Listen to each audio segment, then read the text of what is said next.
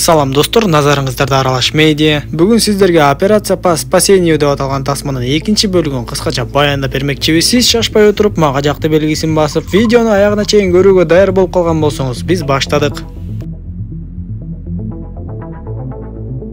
Россия жер маалымат алыңыз.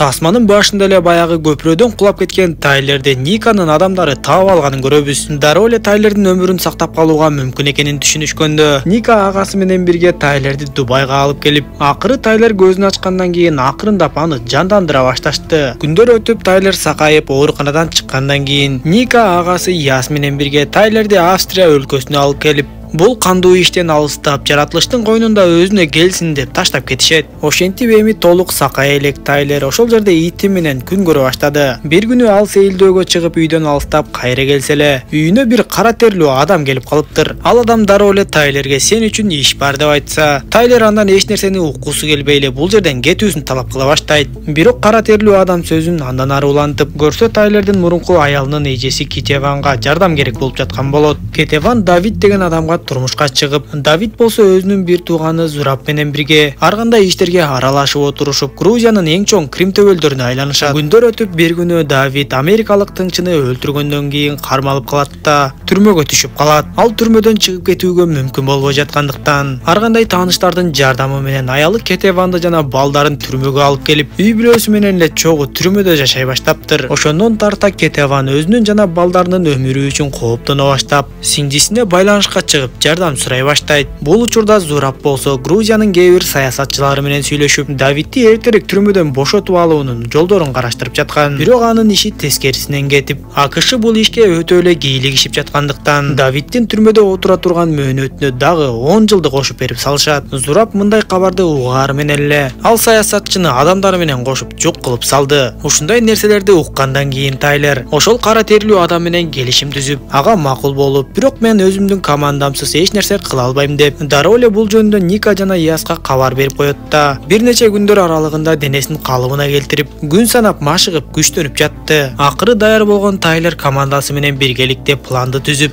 түрмөнү кайтаргандары менен сүйлөшүү жүргүзүшүп, видео камераларды бир канча мүнөткө өчүрүшкөндө, Тайлер тездик менен кирип Кетеванды жана анын балдарын алып чыгып кетиши керек эле. Ошентип операцияны дароо эле башташып, видео камералар өчөөрү менен Тайлер түрмөгө кирип жөнөдү. Алдын ала сүйлөшүү жүргүзүп койгондуктан Тайлер Кетеванды жана анын балдары кайсы бөлмөдө экенин дароо таап барат. Ачкыч менен анын темир торун ачканда, Тайлерди көргөн Кетеван дароо эле балдарын ойгото баштайт. Анын бир кичинекей кызы жана чоңураак баласы бар болчу. Кетеван балдарына эч нерсе айтпай эле качууну пландап жүргөндүктөн, кызы менен баласы эч нерсени түшүнбөй, апасына кайда бара жатабыз деп эле сурай беришет. Анда Кетеван балдарына биз тезинен бир жака барышыбыз керек деп, атаң биздин артыбыздан келет деп коет да чыгып жөнөй башташат. Бирок күтүүсүз жагдайдан улам бир бөлмөдөгү адам аларды байкап калат да, баардыгына кыйкырып эле ойгото баштады. Аялынын качып жатканын түшүнгөн Давид бүтүндөй түрмөнү көтөрүп, түрмөдөгү адамдын баардыгы тең укмуштуудай көтөрүлүш жасай башташты. Бирок Тайлер план боюнча келип, Кетевандын баласы менен кызын Ника дубалды тешип жасап койгон жерден өткөрүп жибергенге жетишет. Бирок ошол учурда аларга Давид жетип келип калып, Тайлер аны менен кармашууга өтөт да акыры өлтүрүп салат. Канткени менен ал жерге Давидтин адамдары да жетип келип калышкандыктан, Тайлер Кетеванды алып чоңгоруга качып чыгат. Ал жерге спецназдар да келишип, көтөрүлүшкө чыккандарды токтотконго аракет кылып жатышыптыр. Тайлер болсо Кетеванды коргоп, түрмө кечи менен деле спецназы менен деле кармашып бара жатты. Адам өтө көп болгондуктан бир кезде Тайлерди бирөө келип башка чаап кетет. Тайлер бир канча секундка эсин жогото түшүп, андан соң кайра туруп барып Кетеванды куткарат. Акыры Кетеванды куткарып түрмөдөн алып чыкканы менен Давид сырттагы адамдарга кабар берип койгондуктан, эми сырттагы адамдары кубалап башташты. Кубалашмак оюнунда да кармаш өтө катуу жүрүп, акыры Тайлердин командасы араң дегенде алардан качып кутулушат. Алар Кетеванды жана балдарын Венадагы коопсуз жерге алып келишип, бир тууганынын өлүк денесин көргөн Зураб болсо каардана баштады. Кетевандын баласы Сандро дагы ачууланып, атасын Тайлер өлтүрүп салганын билип деле калды окшойт. Ошондуктан ал апасын жаман көрүп, өзүнчө эле атасынын баласы болуп, эч кимге билинбей Зурабка телефон чалат да өздөрүнүн кайсыл жерде жайгашканын айтып салат. Качан гана Зурабтын адамдары келип имараттын ар кайсы тарабынан курчап калышканда, Тайлер жана Кетеван Сандро аларга маалымат берип койгондугун түшүнүп калышат. Апасы Сандрого сен эмне үчүн мындай кылдың? Сенин үй бүлөң алар эмес. Алар сени кааласа өлтүрүп деле салышат. Эми сенин үй бүлөң мен жана карындашың деп айтса, атасынын тарбиясын алып калган Сандро дагы эле апасына макул болгон жок. жок. Ошентип катуу кыргын башталып, ал ортодо Сандро качып чыгып, Зураптын жанына барат. Зурап Сандрону унаасына отургузуп коет да, өзү андан ары адамдары менен башкалардын ишин бүтүрүүгө кетти.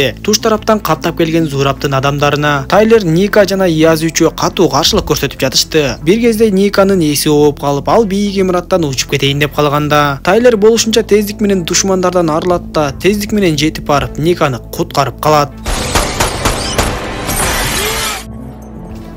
Ошондо гана ал жерге Зурап келип, эми ишти бүтүрөйүн деп калганда, Ника дагы эсине келип, тапанчасын алып айнекти атып сындырып, эми Зурап дагы асылып калды. Анда Тайлер Никаны күйлөнтүп, имаратты көзөй ыргытып, Зурап экөө тең жанталашып жогору чыга башташты. Андан соң Ника Кетеванды куткарып, Тайлер менен Зурап болсо бир топко чейин кармашып, акыры Тайлер Зурапты төмөн жакка кулатып качып кетет. Аягында Никанын агасы Яз көз жумуп, калгандар болсо Зураптын тиг учагы менен качып кеткенге мүмкүн болот. Ошентип алар кийинки барып жашырын жерлерине Тайлердин аялы Мия дагы келип, ошондо Тайлер аялы менен элдешкенге аракет кылып, баласы өлүм алдында турганда Афганистанга кетип калгандыгы үчүн аялынан кечирим сурайт. Зураптын жакын тууганы жана кеңешчиси Зурапка бардыгы өттү кетти, эми сен аларды жайын эле койбойсуңбу десе, Зурап мен алардан сөзсүз түрдө өч алышым керек деп аны жаман көрүп, отурган жеринен эле тууганын дагы атып салат. Ошондо гана Сандро апасынан качып өтө туура эмес кылганын түшүнө баштады окшойт. Ошентип Зурап Тайлерге байланышка чыгып, бир жерден жолугушуу кылалы деп сунуштаса, Зурап аны баары бир тынч койбоорун түшүнгөн Тайлер Никанын дагы өмүрүн тобокелге салбайын деп, Зурап менен жолугуу үчүн өзү жалгыз эле кетип калат. Тайлер жолугушчу жерге барганда Зураптын жашыруун турган адамдарын жок кылат да, андан соң имараттын ичине кирип барып Зурап менен жолугат. Зурап бул кезде Сандронун денесине бомбаны орнотуп койгон болот. Ал Тайлерди коркутуп, Тайлер болсо куралын таштап, анын бул жолугушууга макул болгонунун эң башкы себеби өзү баласынан ажырап калгандыктан, баласын жоготуу ызасы кандай экенин жакшы түшүнүп, Кетеван дагы баласынан ажырап калбасын деп баласын куткаруу үчүн келген эле. Бул учурда Зурап болсо Сандронун колуна тапанчаны карматып, Тайлерди атып өлтүр деп буйрук бере баштайт. Бирок Сандро бир топко чейин турат да, Тайлерди атуудан баш тартат. Дал ушул учурда Тайлердин артынан аңдып, ал жерге Ника келип калган болот. Дароо эле кармаш башталып, кармашып отурушуп, акыры Зурап ошол жерден жан берип, Тайлер менен Ника дагы өтө катуу жарадар болушат. Жыйынтыгында алар качып кеткенге үлгүрбөй, полициялар аларды кармап калды. Ошентип Ника экөө тең түрмөгө түшүп калып, күндөрдүн биринде түрмөгө Мия келет да бардыгы үчүн Тайлерди кечиргенин айтат.